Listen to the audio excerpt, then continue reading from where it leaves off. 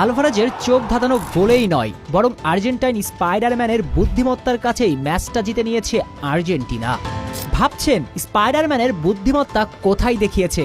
তাই তো মনে পড়ে এমবালোর রেড কার্ডের কথা, যেখানেই মূলত ম্যাচ থেকে ছিটকে গিয়েছিল সুইসরা। আর এমবালোকের রেড কার্ড দেখানোর পুরো কৃতিত্বই ছিল অ্যাটলেটিকো মাদ্রিদ তারকার।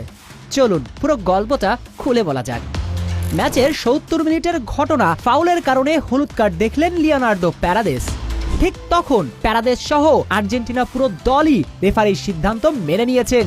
এমনকি খোদ লিওনেল মেসি পর্যন্ত মানসিকভাবে ভেঙে পড়েছেন। কিন্তু রেফারির ওই সিদ্ধান্তকে মানলেন না একজন, নাম তার আর্জেন্টাইন স্পাইডারম্যান জুলিয়ান আলভারেজ। ছুটে আসলেন রেফারির কাছে। এরপর রেফারিকে শতভাগ নিশ্চয়তা দিচ্ছিলেন প্যারাদেসের সাথে এমবালোর পায়ের কোনো কানেকশনই হয়নি। তিনি বারবার রেফারিকে একই কথাই বলতে থাকেন এবং আলভারেজের বিশ্বাসের জোর দেখে প্যারাদেসও একসময় বলেন ভিআর চেক করতে, এবং ভিআরে দেখা যায় আলভারেজ শতভাগ সঠিক।